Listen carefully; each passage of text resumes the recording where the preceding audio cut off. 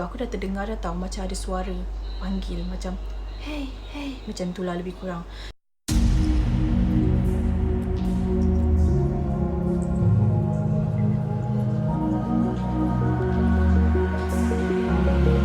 Hello darkness, my old friend, I've come to talk with you again. Hi guys, Assalamualaikum. This is my first video in YouTube channel. Okay, biar aku beritahu dulu ya. Sebenarnya aku ni asalnya daripada TikTok, buat video kecil-kecil story tentang real story aku. Tapi ramai yang suggest aku untuk buat YouTube channel untuk cerita lebih panjang lagi tentang aku. So bagi yang tak pernah tengok video aku, yang tak pernah kenal pun siapa aku nak beritahu kat sini yang aku ni sebenarnya dilahirkan daripada kecil sehinggalah besar aku boleh melihat makhluk halus. Jadi untuk statement ni terpulang kepada penerimaan masing-masing. Mungkin akan ada yang kata aku ni nonsense, ada yang kata aku ni gila, ada yang kata aku ni betul ke dia ni. Terpulang, aku tak paksa untuk siapa-siapa percaya apa yang aku cerita. So hari ni aku akan share starting daripada aku umur 3 tahun dan sehinggalah sekarang kenapa aku boleh lihat macam-macam benda. Masa aku umur 3 tahun, aku selalu demam. Jadi bila aku demam tu, aku akan sentiasa mengigau ataupun bercakap seorang-seorang, merengek dan menangis dengan nampak benda-benda tu. So ini based on apa yang mak aku cerita lah. Of course lah, aku dah lupa dah kisah-kisah aku yang lama. Jadi nak dijadikan cerita first yang aku nampak waktu umur aku waktu umur aku 11 tahun. Okay, sebenarnya masa umur aku 3 tahun tu aku dah nampak macam-macam dah. Tapi masa tu tak declare lagi lah. Kiranya aku tak tahu yang aku ni sebenarnya boleh nampak benda yang orang lain tak nampak. Tapi start umur aku 11 tahun lah yang aku berkomunikasi dengan benda tu. Aku akan start cerita dengan kisah pertama aku setelah aku mengenali apa itu makhluk halus. Macam tu. Jadi cerita dia bermula setelah aku masuk hospital. Masa tu aku darjah 5 dan aku duduk seorang-seorang je dekat ward tu. Mesti korang rasa macam takkanlah darjah 5 tak ada siapa-siapa teman. Yes, sebab masa tu mak aku ada adik kecil. So mak aku busy dengan adik aku. Abang aku dah belajar jauh. Kakak aku sekolah, bapak aku busy kerja. Jadi aku terpaksa duduk seorang-seorang je dekat ward. Pada satu malam tu aku rasa betul-betul aku dah tak tahan nak terkencing tau. Jadi aku ni pergilah toilet. Tapi sebenarnya dekat ward tu toilet ada je kat bahagian atas untuk orang-orang yang masuk ward lah. Tapi masa tu aku kecil, so aku tak tahu. Yang aku tahu hospital ni ada toilet dekat bawah. So aku pergilah dekat toilet awam tingkat bawah. Jadi hari tu aku pergi macam biasa, tak ada apa-apa. Tapi gelap lah masa tu, lampu bawah memang tak ada. Kau bayangkan hospital yang bahagian bawah, yang rutin harian orang pergi hospital tu kan, siang hari tu kan, tutup. Lampu semua dah tutup. Umpama macam hospital tu memang tutup lah bahagian bawah. Dia hanya emergency dengan, aku tak sure masa tu zaman tu ada ke emergency. Tapi yang ada emergency, bahagian emergency dengan bahagian ward je yang buka lampu. Jadi bawah tu memang gelap segelap-gelap alam. Aku ni pun turun tanpa fikir panjang, turun terus pergi ke toilet tu. Jadi sebelum aku pergi tu, aku dah terdengar dah tahu macam ada suara panggil macam hey hey, macam tu lah lebih kurang. So aku macam pandang, oh rupanya aku nampak seorang nenek tua yang sangat tua, yang korang tak boleh imagine pun berapa umur dia. Pakai tongkat, baju putih, lusuh. Lepas tu ada macam setiap baju dia tu ada macam huruf Jawi tau. Dia ada tulis tapi aku tak faham apa tulisan dia. Tapi adalah aku nampak lah ada yang alif, ada ba, ada ta, za, semua ada lah. Tapi dia tak adalah alif, ba, ta, sa, jim, ha, kha, tak ada. Dia tak panjang macam tu. Dia berterabu macam seolah-olah ada ayat. Tapi aku tak faham sebab masa tu aku pun kecil. Aku pun tak ingat dah kan benda tu kan. Jadi aku pun tak apa. Aku cakap, nenek saya dah tak tahan sangat ni. So nak masuklah toilet. Aku cakap macam tu lah. Lebih kurang macam tu lah. Aku pun dah tak ingat dah buti-buti apa yang aku cakap dengan dia. Jadi nenek ni pun macam biasa je, senyum macam biasa. So aku pun masuk toilet. Lepas aku dah kencing tu, aku keluar. Aku tunduk macam tu lah, macam nak masuk kan. Masuklah toilet tu kan. So aku pun naik atas. Tak ada apa-apa dah masa tu. Kejadian tu habis kat situ je, yang depan toilet tu. Bila aku dah sampai dekat atas, ada seorang nurse tu cakap lah, pergi mana dek? Sebab yelah kita keluar daripada ward kan. Lepas tu cakap lah, pergi tandas lah. Kenapa pergi kat bawah? Dekat atas pun ada. So aku macam okey. Aku pun masuk, pergi kat katil aku. Tak ada berapa minit lah lepas aku dah duduk dah baring kan, macam nak tidur lah malam tu. tiba-tiba nenek tu datang. Betul-betul duduk dekat kerusi yang orang nak melawat tu kan. Lepas tu aku terus pandang dia, nenek macam tu. Lepas tu nenek tu pun macam cakap, sakit apa ni nak? Dia cakap tu, nak. Tak silap aku, dipanggil aku nak rasanya. Lepas tu dia pun aku pun macam cakap biasa, sakit perut, gastrik apa semua gini-gini. Lepas tu dia tanyalah kat aku, mak aku mana, family aku mana. Aku rasa masa tu memang aku berborak dengan dia sangat-sangat mesra, yang mana aku ni tak terfikir dan tak langsung, tak dalam kepala otak aku langsung aku tak fikir yang aku berkomunikasi tu dengan orang yang tak ada dekat alam nyata. So borak lah macam biasa, macam tak ada apa-apa. Lepas tu waktu aku borak tu sebenarnya aku dah perasan dah macam mana aku punya katil kat sini. Lepas tu sebelahnya ada satu lagi katil, lepas tu ada satu lagi katil. So depan aku tu ada katil. So 6 katil. Tapi depan aku tak ada orang, depan sebelah sini pun tak ada orang, ujungnya ada orang. Ada seorang nenek India lah. Lepas tu aku kosong, lepas tu ada satu lagi orang Melayu tak silap aku. Jadi nenek India ni, dia daripada malam tu dia tengok aku bercakap-cakap tu, dia dah tengok aku dah. Tapi dia macam biasa je lah. Dia bangun, dia tarik selimut ke macam mana entah, macam tu je lah. So cerita malam tu habis kat situ je. Untuk esok pagi tu pula, masa nurse hantar makanan kan, so aku macam nak breakfast lah. Okay, aku pun duduk nak makan. Lepas tu aku tengok yang nenek India ni, dia macam tak puas hati tau. Dia macam pandang aku, dia macam muka dia macam bengis je. Sedangkan dia boleh je komunikasi biasa dengan orang yang patient yang depan dia tu. Tapi masa tu aku kecil, so aku tak apa-apa fikir sangat lah. Aku buat biasa, aku fikir macam nenek ni garang lah, fikir macam tu sahaja. Lepas tu masa aku tengah nak makan-makan tu, dia tengok-tengok aku. Lepas tu dia macam marah-marah apa ke tak tahu, dia cakap bahasa dia lah. Lepas tu dia nak ambil kuih tu, dia macam nak baling kat aku. Tapi aku macam, masa tu kita kecil tau. Bila kita kecil, ada seorang orang tua yang macam nak marah kita, mesti dah kita takut kan. So cerita tu habis kat situ je lah. Aku pun macam okay tak apa, mungkin dia tak suka aku kan. Nak diceritakan, setiap malam, hampir setiap malam nenek ni melawat aku dan bersembang dengan aku macam biasa. Masa tu pula aku langsung tak terfikir kenapa nenek ni tak tukar-tukar baju. Sebab dia memang pakai baju yang sama je, rambut dia sama juga. Tapi walaupun rambut dia panjang, dia bersanggul tau. Walaupun rambut dia bersanggul, dia pakai tongkat, dia ada tongkat. Baju dia macam lusuh, penuh dengan huruf-huruf Jawi. Tapi aku langsung tak terfikir yang dia ni tak wujud sebenarnya. Aku macam borak biasa. Dia pun baik, walaupun dia tua, muka dia tak menakutkan. Dan aku tak ada pun satu perasaan yang aku rasa macam dia ni nenek kebayan ke. Tak ada. Sebab aku rasa macam mesra, and dia pun seronok je borak dengan aku. Maka kat situlah bermulanya kisah aku dengan seorang nenek ni. Jadi hari-hari malam yang selama aku duduk kat ward tu, aku berborak bercerita dengan dia. Lepas aku dah habis, kiranya dah habis dah kisah aku dekat dalam ward tu, habis kat situ, aku pun balik ceritalah dekat parents aku. Aku cerita kat mak aku cerita kat ayah aku. Tapi diorang macam dengar tak dengar lah. Sebab kalaupun diorang macam nak percaya pun, aku kecil lagi masa tu. So boleh jadi pandangan mata aku tu hanya imajinasi aku ke. So macam sekadar dengar saja. Habislah cerita aku dengan nenek tu dekat situ saja. Tapi bila usia aku meningkat, bila aku dah start sekolah menengah tak silap aku, dah start daripada aku form 1, daripada aku dah masuk naik form 1 tu, berlaku lagi kisah ni di mana aku jumpa lagi nenek ni. Cerita dia starting aku boleh jumpa balik nenek ni macam mana. Pada suatu hari tu aku pergi bercamping dengan kawan-kawan dekat satu tempat.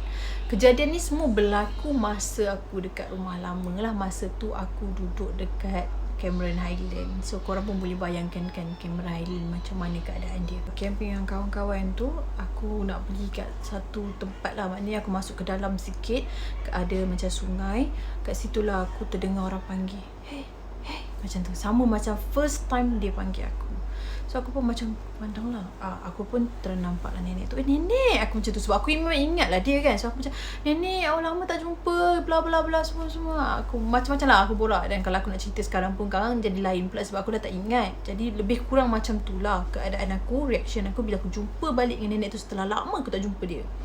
Aku tanyalah dia sihat ke tak, macam mana keadaan dia, family dia macam mana, apa semua.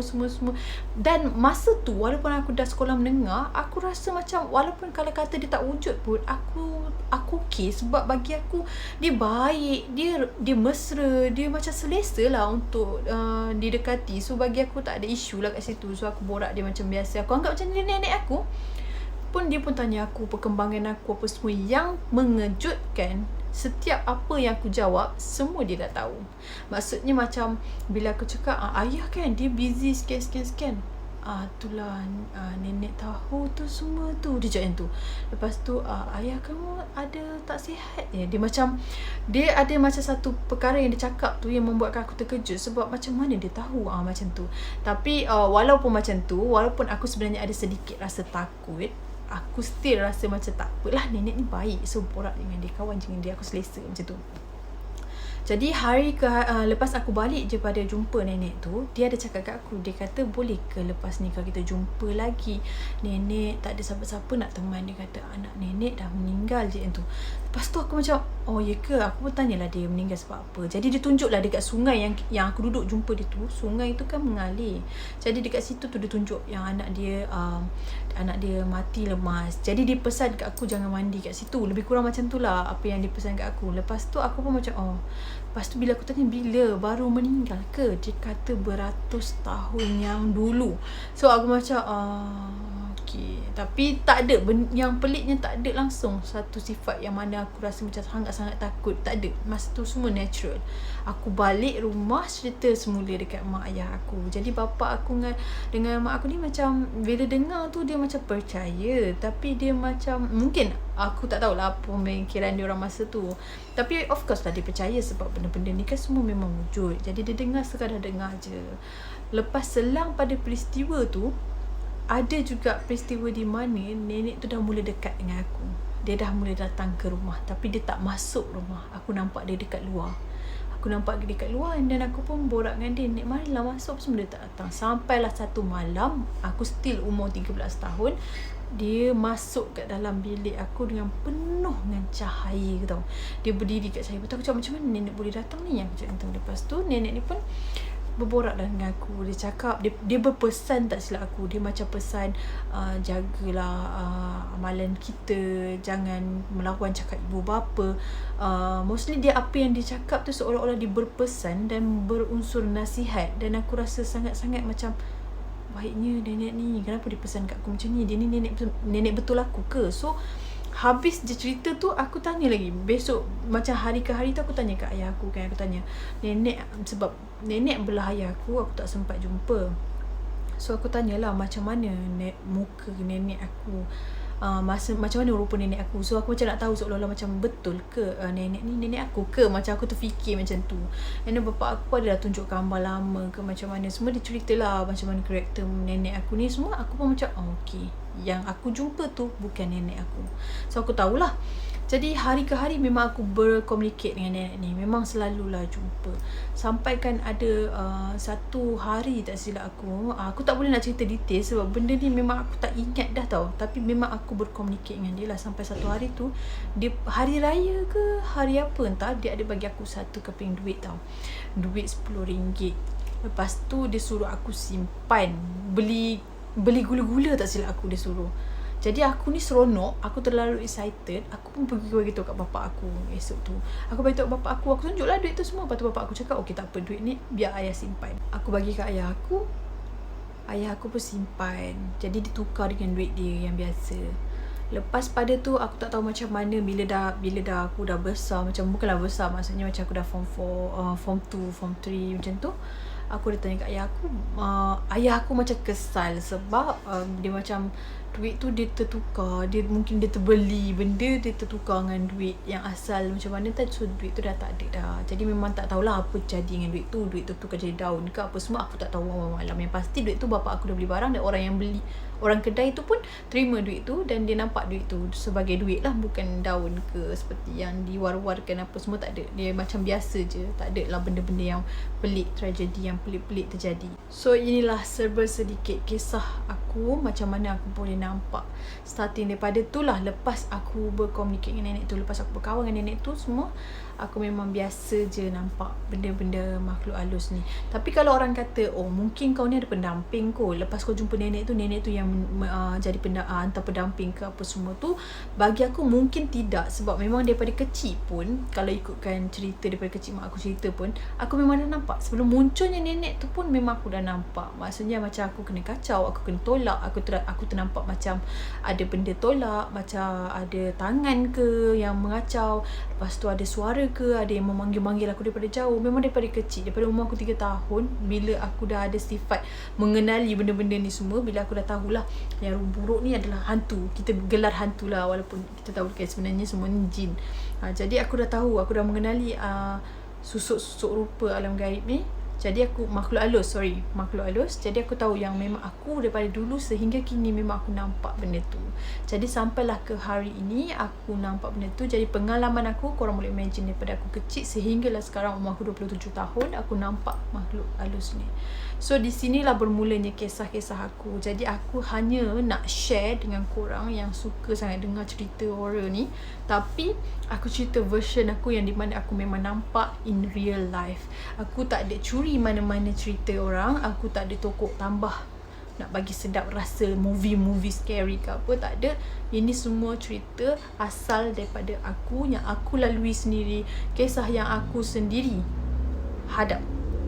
Dan banyak sangat pengalaman aku di mana dulu pun masa aku belajar, aku sama juga macam korang, ada yang jenis suka benda-benda macam ni, pergi kat tempat-tempat seram, buat macam seolah-olah paranormal apa semua. Semua tempat-tempat tu aku pergi dan aku ada pengalaman aku sendiri yang berbeza dengan cerita-cerita yang viral kat Google, dan ada orang buat vlog apa semua tu. Mungkin itu cerita mereka, tapi ini adalah semuanya cerita aku dan asalnya memang daripada aku. Bukan aku create cerita, bukan aku curi cerita orang, semuanya pengalaman hidup aku. So kalau korang yang berminat cerita hantu, korang yang berminat dengan kisah-kisah seram nyata ni, korang boleh follow channel aku untuk tengok story aku. Aku akan share semua cerita-cerita aku. Okay guys, next video aku akan start cerita pengalaman aku pergi ke satu-satu tempat, dan aku akan share satu-satu cerita-cerita seram daripada aku. So by the way, thanks for watching. Aku baru lagi dekat channel ni, so banyak yang tak berapa cantik ke apa, nanti aku akan perbaikikan. Okay, stay healthy, stay safe. Assalamualaikum.